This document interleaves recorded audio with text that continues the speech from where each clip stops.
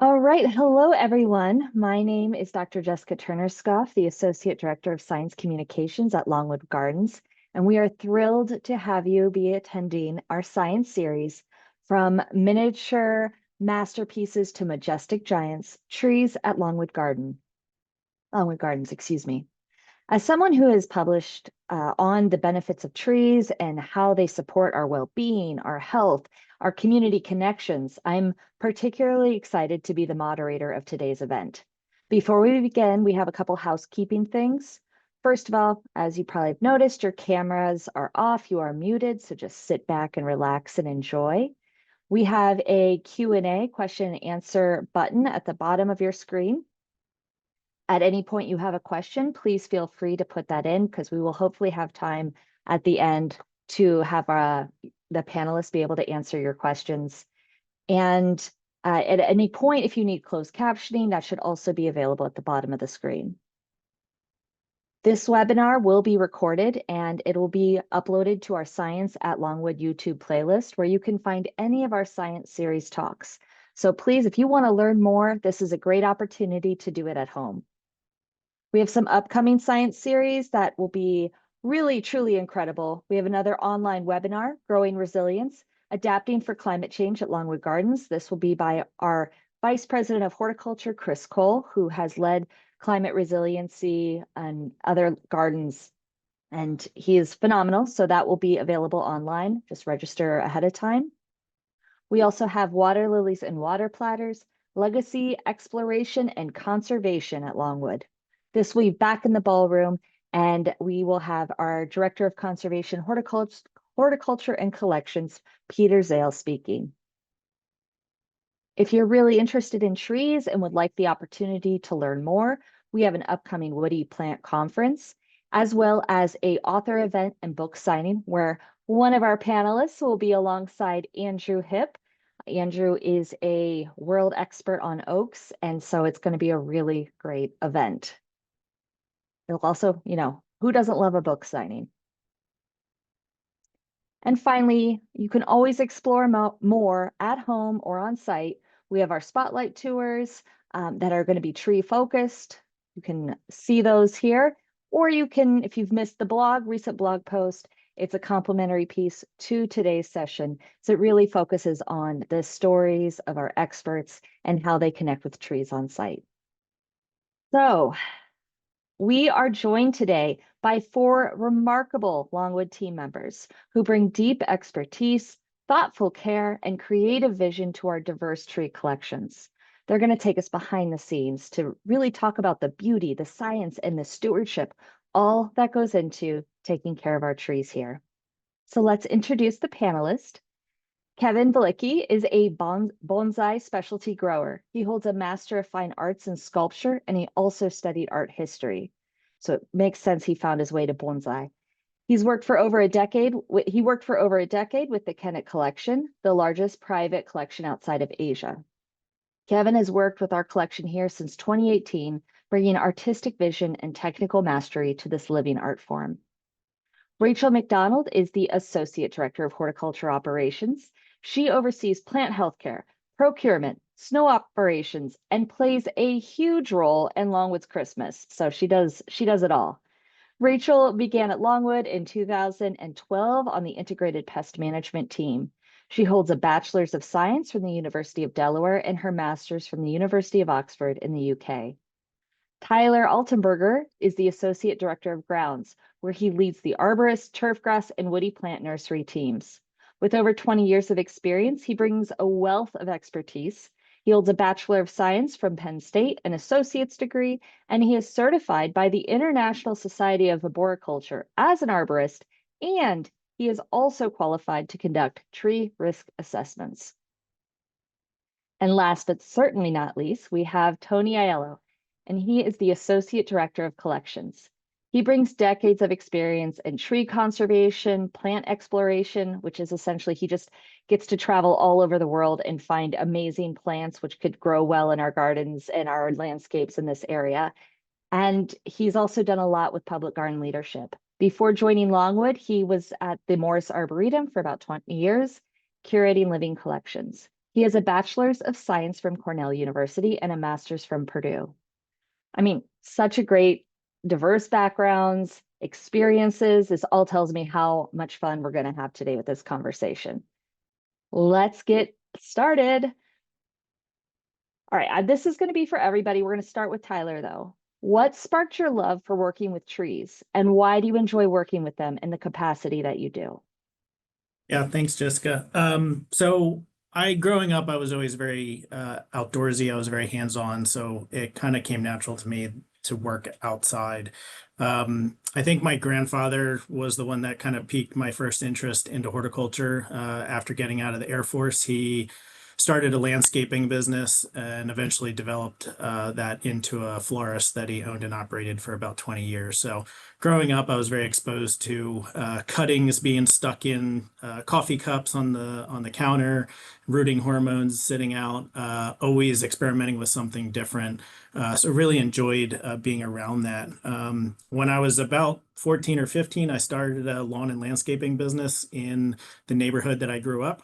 I didn't have my driver's license yet, so my parents actually were taking me around with my equipment when I got started. And so that grew over the years. And as I did more work, my customers asked me to start taking care of their trees as well. And so I didn't know much about them. I did a lot of self-taught, through books and trainings, conferences, and then that eventually developed into internships at Winter Garden and Estate, and then eventually starting here at Longwood Gardens.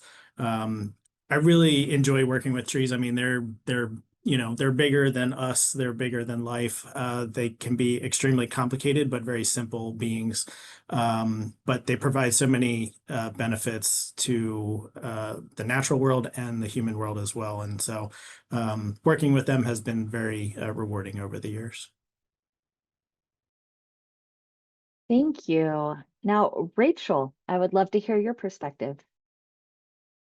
Sure. So I might be a little bit different from some of my fellow panelists here in that my love for trees really didn't start out as a passion for the trees themselves. Similar to Tyler, I grew up spending a lot of time outside. I grew up on the Chesapeake Bay, so I was really focused on wildlife and conservation that way. But as I went through college, I worked a lot on biological control and integrated pest management and plant healthcare. And that for me really sparked that connection. Early on in my career, I became deeply involved in protecting trees, and which I think is really what started my love for them, and studying the pests and diseases that threaten their health. So that work really opened my eyes to just how complex and fascinating trees are. And as I learned, more about those challenges that our trees face through the research that we do here in plant healthcare and the work that we do to help them thrive, I found myself genuinely really loving the role that I play in safeguarding their health. And it's incredibly rewarding for me to know that through plant healthcare, I'm directly contributing to preserving these vital parts of our environment and our gardens. And the science behind it, the constant learning about pests and diseases and how to manage them keeps the work really engaging and meaningful for me. One thing I really just appreciate is, what you were just saying with following Tyler, but trees, they're so simple and complicated at the same time. And I think it's one of those things that really captures the imagination. And speaking of capturing the imagination, Kevin, would you like to answer? Sure. Well, good afternoon. So I'd like to say I have the unique story of watching The Karate Kid and being super inspired by bonsai and wanting to create. Though I was very inspired by the movie, still didn't really recognize and understand what bonsai was. So I grew up climbing trees, building tree houses. I gardened with my mom. So it was always part of my life, but it really wasn't until college. One of my 3D design professors introduced me to a private bonsai collector. And so I started doing landscaping and print work on his property. it was kind of funny because though I wasn't into bonsai from the Karate Kid, it kind of paralleled Daniel-san's training. I was, you could say, wax on, wax off. I was sanding wood, I was staining wood, I was doing all this training and discipline that led to working directly with bonsai over the years. And I appreciated the bonsai was around. When the masters would come to train the trees, I would hold up photo backdrops for documentation purposes, so someone else could take really nice shots to track the trees. And it wasn't until I saw a beautiful crepe myrtle bonsai. It had beautiful taper of the trunk. The branches were just perfectly placed to really accentuate the flowering, and the cohesion and the complementary palette between the really soft exfoliating bark with the pink flowers was really something that drew me in. And from that moment, I was really able to make that connections between the design and the principles and elements of art that I was learning in school. And I saw that in the tree. And from that point on, I was able to make that connection to many of the trees at his collection. I love that. And again, just it emphasizes the importance of those childhood experiences as well for connecting people with nature. And Tony, would you like to go next? Sure. So hello, everybody. And so, yeah, there's a common theme here. Growing up, I like to think that we were feral kids, that we would basically leave the house in the morning and then maybe come home when we were hungry and then leave. Basically spent our summers outside. I grew up in suburban Philadelphia, so it wasn't particularly rural or particularly, verdant or anything like that. But there was enough sort of open spaces around that we were able to explore them. And I think, and I also did a lot of, like others on the panel, did a lot of gardening with my grandparents, with my parents. And so, our lives were really spent outdoors in the summer. And so I think that grew into a love for just sort of hiking and generally being outside. And through all this, there was really this great affinity for trees that I developed, consciously or unconsciously when I was younger.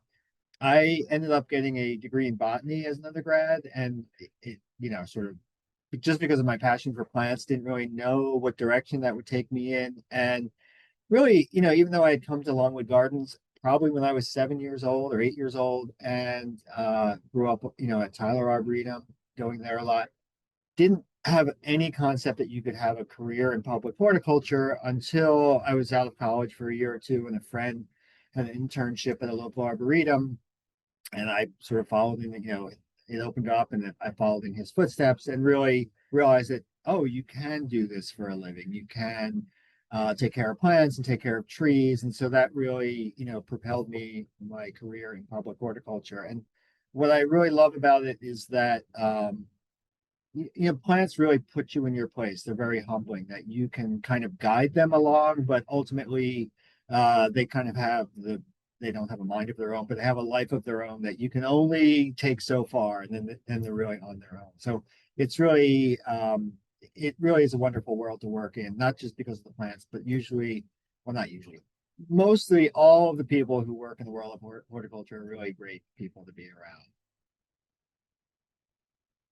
I completely agree. I always say plant people, they're patient, they're used for waiting, they're nurturing, they like to share because clonal propagation, it's a great world, great people. Let's move into how do trees, in the context of your position, which as we've covered, all of your positions are very unique. How does it shape the Longwood experience? What benefits do trees provide to our guests from your area? And Rachel, let's start with you. Sure. So for me, trees are just absolutely foundational to the Longwood experience. They really create the backdrop and the structure of our gardens, and the scale. And they define the space, frame our views, and really guide the flow of movement. They provide, shade on a hot day, vibrant color, and a sense of that scale again and prominence that really helps people feel grounded.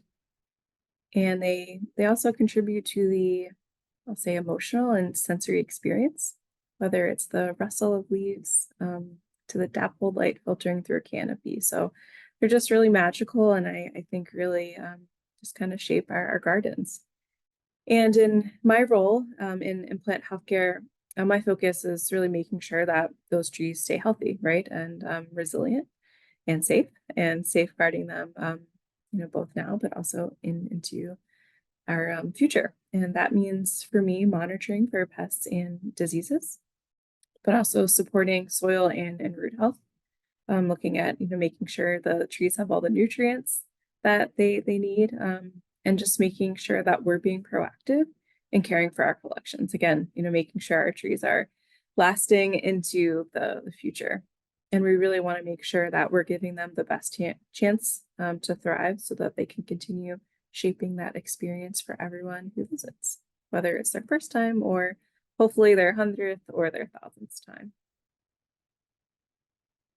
I love it. And it really puts into perspective when you think about it, how much of the trees we actually get to interact with. I mean, maybe Kevin gets more of a, but when you think about the roots and the canopy, they're just not only magical, but they need so much unique care. Which, Tony, would you like to answer that question? Sure. So one of the things that I do here is look for new and unusual tree species and tree varieties to add to the collection. And there's inherent value in having diversity because of, if you have multiple plants of multiple oak trees, and there's an insect or a pest that affects one type of oak tree, then if you have a great diversity, then you're sort of hedging your bets, right? So there's this inherent value when you have diversity in a garden, but there's also an aesthetic value. So if you have, I love flowering cherry trees, and I love to see one kind of flowering cherry tree is great, but seeing 5 or 6 or 20 different kinds of flowering trees is that much better. So one of the things I really do here to help ensure the diversity or the future of the canopy here is to try to add to that diversity and try and continue to grow and bring in new and unusual plants that not only are well suited today, but looking ahead with climate change and some of the impacts that climate change will have or is having and will have on trees of our area, trying to think 20, 30, 50 years down the line on what species should we be growing here, to really think about how the canopy aesthetically may change, or the landscape here aesthetically will stay the same, but the composition of it will probably change by the end of this century. So that's one of the tasks that I really have, is trying to look, down the line, well past my career here at Longwood and even beyond that.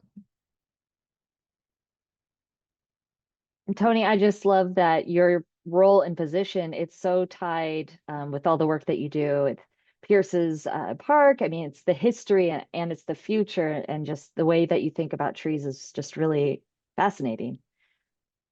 Kevin, would you like to go? Yeah, I think the bonsai collection at Longwood Gardens really provides a unique cultural experience. So, bonsai in the US is still fairly young, fairly new. So outside private and public collections, to see trees imported from Japan at such a high level is very rare. So unless you go to Japan, you may not see certain species like this. When we started our collection back in 1959, after Yuji Yoshimura did a demonstration here, he's one of the founding Japanese-American bonsai artists, that really inspired us, because at the time it was really this cultural peculiarity. It was just something unusual, the way they shape, they prune trees. So that really started our collection. And another aspect to it is I think the bonsai offer a different type of craft. So not only long-term, over many years are we maintaining trees, but on a daily basis, are we thinking about design and thinking 10, 15 years ahead of what a tree may look like. Again, just you're on a completely different time scale working with trees, and adding in that layer of sculpting it is just a whole other component that I don't think a lot of people really sit back and think about how much work you're planning for in the future at the present while you're maintaining the tree. Tyler, would you like to go?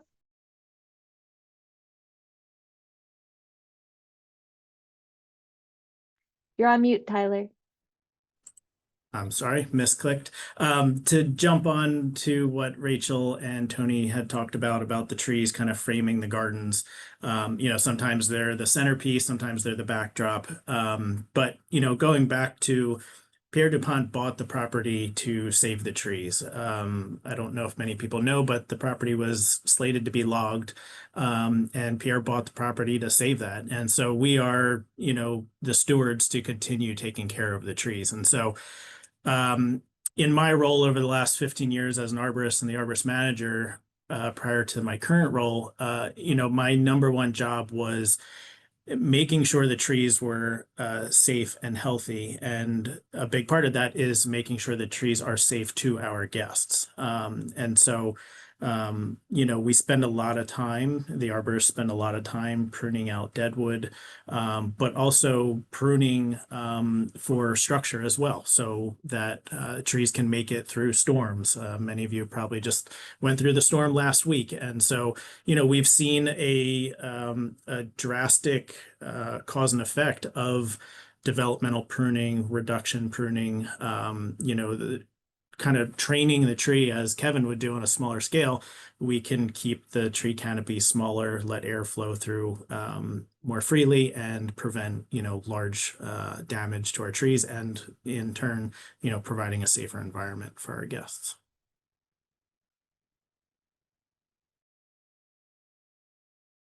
Yeah, I've heard of cities that have cut their tree care budget and then they have a huge spike in lawsuits because people are getting hurt by the trees. So maintaining them is an essential component of when you think about trees. Now, Tony, I know we've talked a little bit about collections here and there, but I would love it if you could talk about why collections are important, why are diverse collections important, and how do we evaluate trees for including them in the gardens? Sure. So just to step back a little bit, and I think it may be a new framework for people to think about gardens having collections. And so we are a museum, as are many other botanic gardens, throughout the region, throughout the country. And as a museum, we assemble objects. In this case, they're living objects. So if you go to the Barnes Foundation in Philadelphia, there's a remarkable collection of impressionist paintings. And here at Longwood, we have collections, whether it's the bonsai collection, the chrysanthemum collection, the water lily collection, so on and so forth, and of course the tree collection. And so we, as I mentioned, the real value of thinking of these as collections is thinking about having diversity. And as I said, one is diversity is good because it gives you seasonal interest and changes throughout the year, and also kind of hedges your bets for storm damage or disease or insect problems. So that's sort of the rubric under which we're working. And so what we do in research for conservation, horticulture, and collections, easier just to say research. What we do is bring in, as I said, we usually collect either cuttings or acorns or seeds, grow trees on. Sometimes we buy in, sort of already ready to go trees, looking for things that we don't have primarily. And we're looking for things that we only have a few of. And then research has a whole nursery on the south side of Route 1. And we grow these things on, and basically we see how they do in the Delaware Valley, specifically at Longwood. And then two, we basically have open houses for all of the garden staff, and people come and look at them and see if these, we do this with all sorts of different kinds of plants, not just trees, see if there's somewhere in the garden that these will be suitable. And with trees, there's a little bit more of a process involved, as you can imagine, because of the complexity and the time frame we're talking about. But we have a process in place to evaluate the things that we have in research and then get those into the garden. So one example that I'll give is there are I think it's five live oaks that we're growing here at Longwood, and traditionally live oak got as far north as Norfolk, Virginia. You might see them in Richmond, Virginia, but that was it. And about 13 years ago, I started a trial looking at live oaks to see how hardy they would be. And so far, these plants are doing really well here at Longwood. They're about 12 years old, and they made it through last winter just fine and seem to be doing well. So that's the kind of thing that I've been working on. Thank you. Thank you. Tyler, how do you, going back to damage that trees can cause if they're not being cared for, how do you evaluate and mitigate potential hazards while you're maintaining Longwood's natural beauty? Yeah, so Longwood has, and many gardens do have a tree management plan, and part of that tree management plan is a tree risk management. And so for us, it's a living document. It basically guides our tree care. And so we edit that as needed as the industry changes, as our collection changes. It's also peer reviewed by other industry partners, so we get feedback on it. But at the core of risk mitigation, the first component is assessing. And so there's various levels of risk management, and one of them is level one. It's a basic level one assessment, sometimes called a windshield survey. It's basically driving past trees, looking for major hazards or new changes to the tree. Every year, the arborists do a level one assessment of the entire property. And so the 1,100 acres is split up amongst the 8 arborists into different sections. And in roughly December, January, they go through their sections and they collect all the data.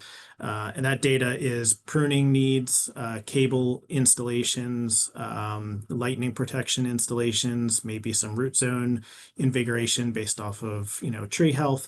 And then the arborists then work off of that for the year. They do a second one when everything leaves out. Obviously, not everything always leaves out, so we do a second assessment. And then in addition, they do high wind assessments. So anytime we get a storm or a high wind event over 30 miles an hour, the arborists do this assessment, they collect data, and they then work off of that. So everything is prioritized. The team never completes all of the work every year. There's always an overflow. We supplement some of that with contracting. And then another big part of risk is communication, just informing our guests, informing our internal, our management team, our employees. And then lastly is the mitigation itself, actually performing the work, the reduction pruning that I had mentioned earlier, moving targets. The target could be a person, a car, a building, if possible. So if there's a bench under a tree that we've maybe identified as a higher than acceptable level of risk, we would move that bench outside of the drop zone, or we would prune the tree to mitigate it. So that's kind of how we manage risk across the entire property. And really quick, you mentioned cabling, and I don't know if all of our audiences would understand what that is. Do you mind talking about that just briefly? Yeah, absolutely. So, trees are natural beings. There are natural defects in trees. If we haven't been able to get ahead of structural pruning, there might be a overextended limb that might be heavy or over, a target, whether it's a house or a structure. And so cables can be used as supplemental support. You never just install a cable and walk away from it. You need to still cable prune the tree, then cable it, and then it gets assessed annually or every 2 to 3 years. So it's a very involved process. We use various types of cables. There's EHS extra high strength steel that doesn't allow the limbs to move. And then nowadays we use a lot of dynamic cables, which allow the tree to naturally move and put on reaction wood. Great, thank you. Rachel, how do you monitor and assess the overall health of Longwood's trees? I mean, especially when you want to detect things early. What steps do you have to take when there's a pest infestation is identified? How do you coordinate across the entire gardens with our whole staff? Please tell us. Absolutely. So Longwood is a very big place, and we have a lot of trees. And my team, we need to inspect all of those trees, but not only trees, all of the plants throughout Longwood. So we need a way to really focus.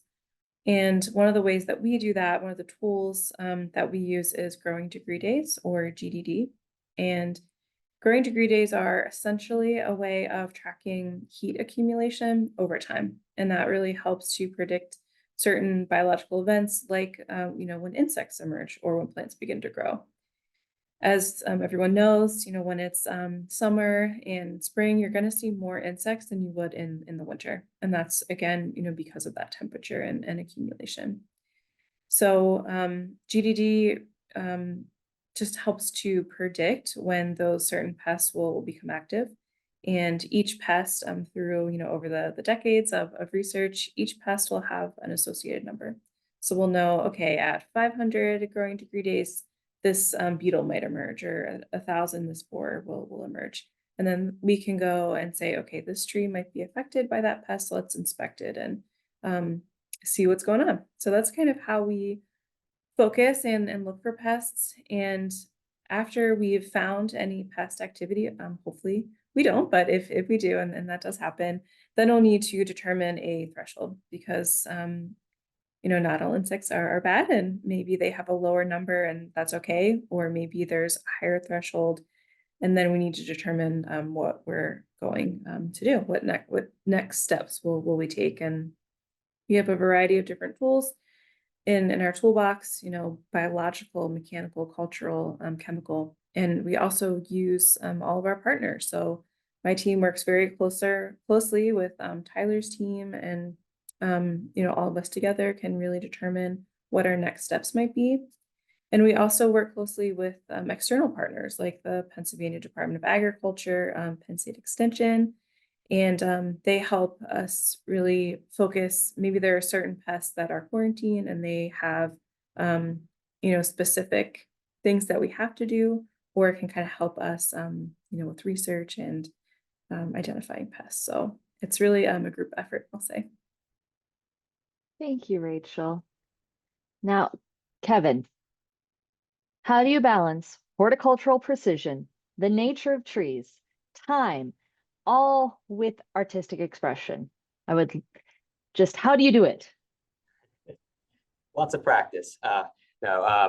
Really, health in horticulture is the first most important thing when starting bonsai. With a healthy tree, that really allows us to maximize the design aspects and what we do with the tree. So if we have a healthy tree, that's key. So really, within that, the bonsai or the tree really leads the dance. It's a dialogue. It's a way of communicating with the tree. So the tree says it's not healthy, you don't prune it, you get it healthy.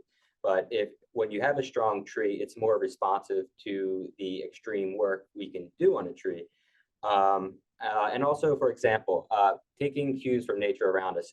So we're not going to take a upright tree and turn it into a cascade, or a cascade and turn it into an upright. So there's a lot of built-in information on what a tree is and what it could be. So we really want to honor the form, whether we're starting from a nursery stock material or we're collecting tree out of the nature. We want to build the branches and the structure around a lot of the unique features. Also, for example, if we look at I always look to nature for how to design a particular tree. A conifer might have downward growing branches as it ages. A couple reasons for that might be a heavy snow load on the branches, as well as just the natural weight of the tree. So conifer growing branches down and out. On a deciduous model, we might design and wire and prune our branches where they're growing up and out. So taking cues from nature is really critical to allow us to maximize the aesthetic that's true to how we would find the tree in nature. And then also time is so crucial, and precision is crucial in taking care of the tree. So when do we prune a pine to get the smallest needle possible to maximize the scale and proportion that make it look like a much larger tree? For a pine tree, we would prune later in the season. So later into June, July, we prune. The foliage has less time to fully harden off, producing a smaller needle.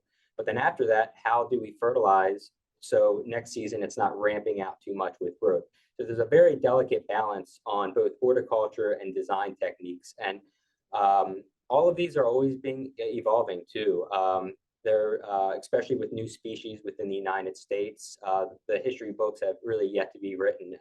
So it's a collaboration between myself and other institutions on, okay, what's the timing for this? What's the heat this particular tree can tolerate? And how can we achieve the smallest foliage to create that perfect scale and proportion on a bonsai?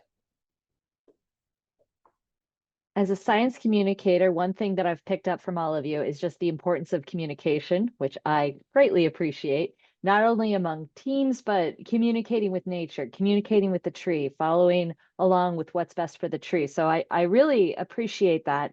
And I would love to learn, in an open question here, how we all play roles. How do we have this cohesive approach as an institution, to make sure we have a unified approach to tree management at all scales? So I can kick this one off, and then maybe Rachel and Tony can chime in as well. So one of the committees that I lead is the tree review committee, and so I always tell people that no one person can really make a decision about a tree's fate, whether it gets removed or significant work is done to it. So the tree review committee is a cross-departmental committee. It myself, Rachel, Tony, our nursery manager, arborist manager, our outdoor landscapes team, they're all part of this group, and anyone can add a tree to be reviewed by the committee. And so it could be a health concern, it could be a design concern. We also work closely with our design studio as well. But in this committee, we, as a group, review what is going on with our canopy. The team meets quarterly, and sometimes there's one tree to review, sometimes there's 30. And so we all work together to make a final decision that's best for the tree itself, the gardens, the environment. And it's very forward looking in terms of the trees that we're planting, as Tony has touched on. We're planting trees that we're hoping can survive with the current change in climate. So we're looking at more southern varieties that can handle the gradual warming. But maybe Rachel and Tony want to chime in as well. I can. Yeah, okay. So I would say, like Tyler said, my team really works as committee as well, and where the plant healthcare team would be the one to find an initial insect or disease issue. Kind of from that stage, we would really take it out to a wider group to determine next steps. So maybe we've identified a tree that has some kind of issue, but we also need to know, does it also have a structural issue? Does it also have, some whatever other issue that Tyler might have identified?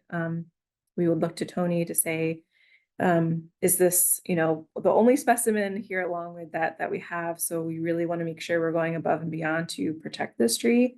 Is it feasible from the plant healthcare team to even do some kind of treatment? So we're kind of weighing, I think, a lot of different factors before we would even proceed to do whatever protective or curative measures from the plant healthcare team. So a lot by committee.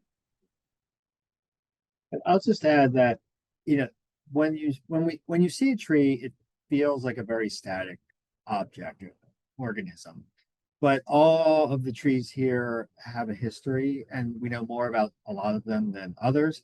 And so one of my roles is to really delve into that and say, well, this tree was collected by somebody in Japan in the 1950s, or this tree came from Pakistan in the 1950s. And so that added element really helps to underline our decision-making process about whether whether something's going to be removed, or how much care we need to give something, or whether we need to propagate something. And so I think that's one message I'd like for people to take home, is that you don't, when you observe an environment like a place like Longwood, the tree canopy seems like a moment in time, but it's evolving, it's changing. And if you think about the tree growing 6 inches a year, over 20 years, it's grown 10 feet. And that's spherically, not just linearly. So, they're changing all the time. And we as humans, it's a different time scale than we have. So we just don't observe it as much as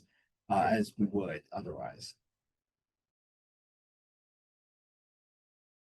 And Kevin, could you talk a little bit about the hornbeams and bonsai and how research and you get to collaborate? Absolutely. So I have to thank Tony for this. Recently, we collaborated with research to acquire some of their hornbeam that they were growing in the ground. Tony could speak more to this, but they got to the point where they no longer needed them. But they reached out to us and said, "Hey, could you use any of these for bonsai?" So myself, along with our bonsai grower Matt Turner, we took a look and we saw some opportunities in the material. What was really nice about the options they had is that they're growing in the ground. So material is growing much faster than we would if we're growing in a pot. So they already have unique shapes. They have a large size trunk and a taper to the tree. And part of managing the bonsai is I really want to create diversity and a lot of variety in the collection. So when I saw the hornbeams, I thought, okay, having 6, 7 hornbeams won't really contribute to the collection. But if we plant them all together into a forest, now we have one planting that talks about this connection, this family of trees. Matt Turner, along with our students, dug the trees, collected the trees up along with research, and we did the initial root work and pruning on them. So it's been a great platform for learning and education for our students along the way as well. Thank you. And because I want to leave time for questions, we're going to do 2 more, but if everybody could be really quick with this one. What's one common misconception about tree care or tree management that you would like to address, and what can our listeners do about it? Okay, I'll be fast. So, planting a tree is like having a kid. And so at the moment you have your kid, you've got a lifetime of taking care of them. And the same is true with the tree. When you plant it, that's the beginning, not the end. And you've got, the rest of your life and its life to take care of it. Tyler? I think mine would be most people think trees can handle anything. They are much more delicate than that. They're extremely strong. There's a reason we use wood as a building product, but they're very sensitive to their surroundings, whether it's construction damage, sidewalk installations, improper pruning such as topping, or just, the gradual shift in temperature. Rachel? I would say just, is an insect good or bad? I feel like there's 2 camps. Some people that think no insect is good, like the only good insect is a dead insect, and some that believe all insects are good. So I would say the truth is a little bit in between, and it's really important to ID the insect that you're dealing with and make sure that what you have is beneficial to the plant or tree, or is it really something that's going to harm it? And also think about numbers. If you have maybe 2 insects here and there, that's okay. But if you've got 200, then there might be a problem. Kevin? So for me, a misconception I think in bonsai is oftentimes we're thinking about bonsai in long term. This tree is 50, 100 years old, and the amount of care that it takes over the course of that long-term period, but also looking at the yearly, seasonal, daily maintenance. There's also a lot more involved in that than one might think. During this time of year, the heat in the summer, we're watering 1 to 3 times a day. Any particular species, we could be pruning 1 to 5 times a year. And any single tree could take anywhere between an hour to over 16 hours to prune on one single specimen during a given season.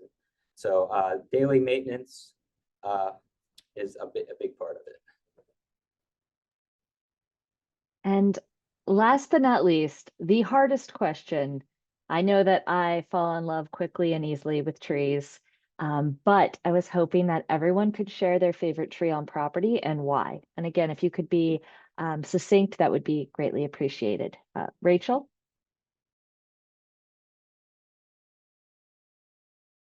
Sorry.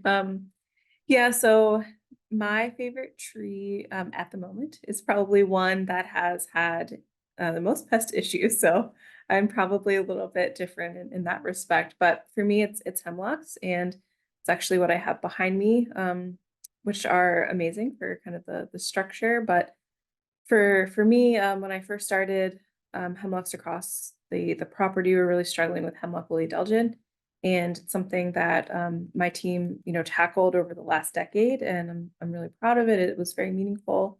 We had to develop several different chemical treatment plans, really tailored specifically to the conditions of each site where the trees were growing. Was definitely not a one size fits all approach, and it took a lot of evaluation. We're still evaluating adjustment and long term planning. I'm happy to say that so many of our hemlocks now are indulgent, so a great success story. Thank you. Kevin? Yeah, so I had a friend, Peter Warren, a bonsai professional from England, and I asked him that question once, and it's something that's really reigned true for me over many years, and that is the tree that's in front of me. So the one I'm working on, and I think there are multiple layers to that and why that's important. But if I had to really pick, I would say a Japanese white pine that is currently on display, originally created by Masahiko Kimura. He's the most famous bonsai master around. He's known as the magician. He revolutionized all the techniques that we still use today in bonsai. So after being imported into the United States and under the care of the Kennett Collection, a lot of these trees are shipped bare root. They go through recovery time once reintroduced to soil and redomesticated. It suffered some damage and was reworked by professional Italian artist Marco Invernizzi before coming to Longwood. So being able to have this opportunity and privilege to be able to continue the tree on, and knowing that's been in such special hands, it's a great opportunity. It's very special to me. Tony? I would say there's two southern magnolias, Magnolia grandiflora at the base of the hillside garden, and these were brought in by 1930. Were planted there as an experiment, and so it really speaks to this idea of trialing plants here at Longwood, and we're sort of used to growing southern magnolias now in our area, but as recently as the 70s and 80s, it was a plant that you didn't find very often, and so this idea as a horticulturist of trying new things really resonates with me because that's largely what I do here. But and those two trees are emblematic of a long history of that kind of trial and error happening here at Longwood. And so there originally were about a half a dozen or more on the hillside, and through cold winters over the last 100 years, there are three of them left, two at the hillside. They're the survivors, so the real testimony to long-term vision for trying things here at home. And those, I should say, three trees are, as far as I can tell, the oldest documented southern magnolias in the Delaware Valley. And they're probably at this point about 110 years old or so. Yeah, Tony, I love your perspective because it's so in the past, but also so in the future, thinking about landscapes. And Tyler, would you like to go? Yeah, I'll jump in on Tony's survivor, topic. So my tree would be this one behind me, which is the American elm just inside the visitor center. That photo is probably from the 50s or 60s when there was a complete American elm LA, and Dutch elm disease moved through in the 70s. Our past arborists had tried to treat the trees, but most of them succumbed to that, and this tree was able to survive. We currently do not treat this tree. It is monitored for elm bark beetle, but I've spent a lot of time with this tree. It's a very large tree. It's very close to a very busy area of the garden, so I've naturally spent a lot of time in it and around it and working on it. And so, yeah, it'd be my favorite tree. And that's an excellent segue to our first question because somebody is wanting to know about the health and future of that tree. Yeah, so it's an old tree. And so one of the things that I've told guests and, I've had to educate our senior management team about is that this tree is the biggest it will be. From this point forward, we'll have to continue with reduction pruning, and strategic pruning to make sure the tree stays safe. Like I said earlier, we do monitor it for the elm bark beetle. The tree is pruned every few years, depending on response growth. And the large cavity or scar you see, that's from a lead ripping out in the late 90s, where about a third of the tree tore off. And so since then, a lot of work has been done to make sure that tree stays safe and stays alive. Thank you. And if anyone else has questions, please put them in the Q&A. I do have a question from Laura. What types or species of trees would you encourage local homeowners to plant in their yards that have a good track record of remaining healthy over time? And I guess I'd also include like anywhere they could find resources to make the right choice for the right tree, right place, right care. I'll take a stab at that.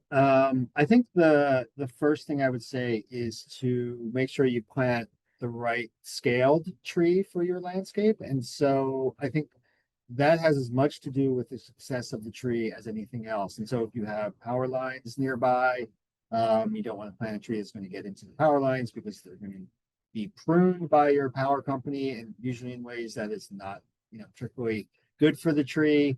If it gets too big for its space, then it's going to, maybe not have enough of a root zone. So I think it is kind of avoiding your question, but at the same time, I think that really thinking about the site and the scale is probably the most important thing you can do for the tree. And so, there are, lots of options. It's hard to pick one.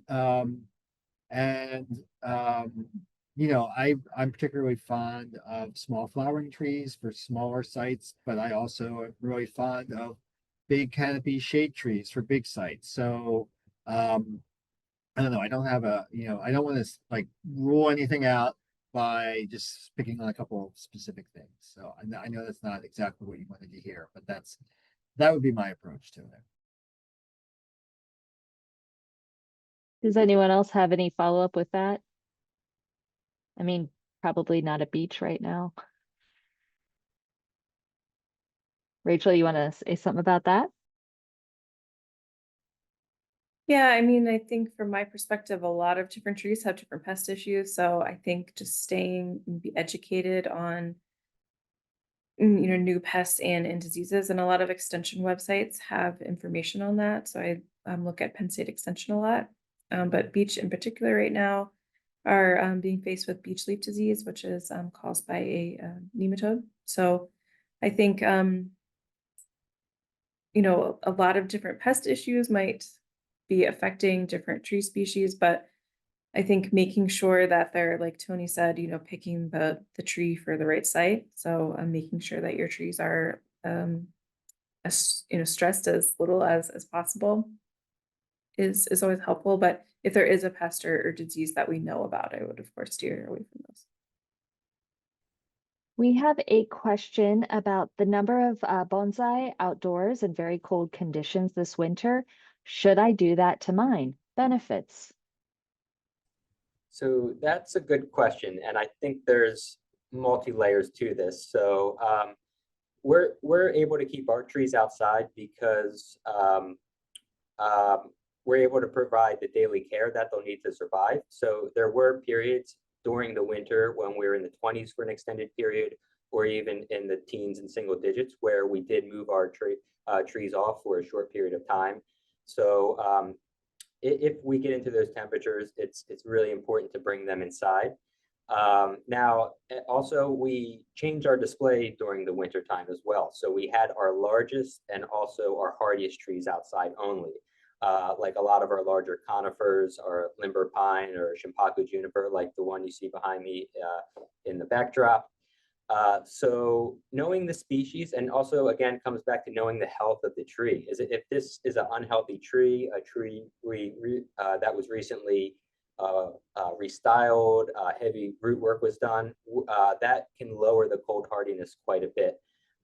So I wouldn't necessarily recommend it, but if it is a hardy tree, it does want to go through a cold period. So if you're able to provide some protection, keeping it around that 35 degree range, maybe for a month period or so, that's usually ideal.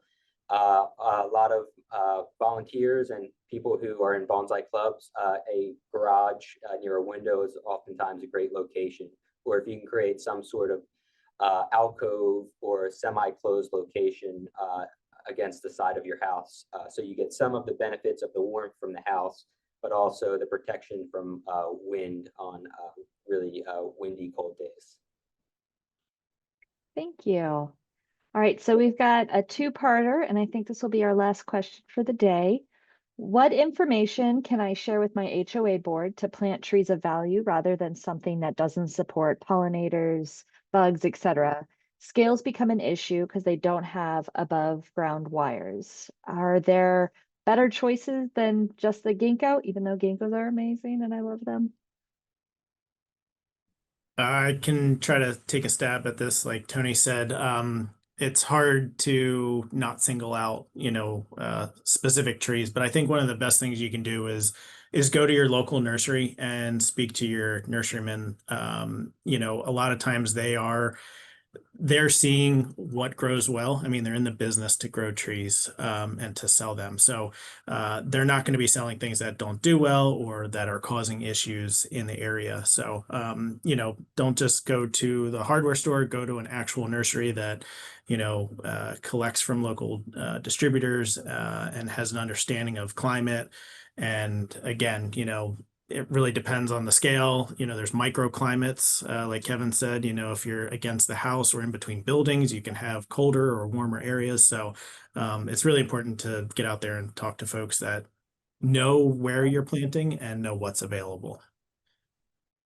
And I'll follow up on that and say, come to Longwood and come to your local botanic garden and look at the trees there and think about, comparable spaces at your property or, you live. And what's working here and what might fit in there. So that is great. And you can sort of teach yourself a lot by visiting these places and see how things are doing. And there's a wealth of gardens other than just Longwood in the Delaware Valley. So wherever you are in the the very surrounding counties, there's probably an arboretum or botanic garden within 20-minute drive of your house.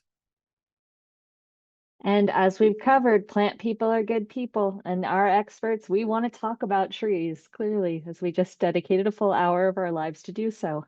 Okay, then the one last follow-up with young trees. When should you be thinking about removing the white plastic sleeves? What's the time frame? I don't have a ton of experience with this. This is typically a kind of a land stewardship or reforestation product. Typically, once the tree grows out above the top of the tube and reaches a decent sized diameter, maybe 2 inches or so, those sleeves can come off. Those sleeves are really to protect the tree from overheating or being scalded by the sun or being eaten by browsing mammals in the area. So typically once it gets up and out of the tube, you should be safe. I mean, you still have to keep an eye on vines growing up it or protecting it from buck rub or anything like that. Thank you so much. And thank you to our audience. We really appreciate you spending your time with us today. I hope that you take away from this that, trees hold stories. And when we're tending to them, when we're working with them, we're tending to our own sense of meaning and place in the world. Trees connect us not only to nature, but to each other. So thank you so much. Really appreciate having you come and get ready for the next science series in July.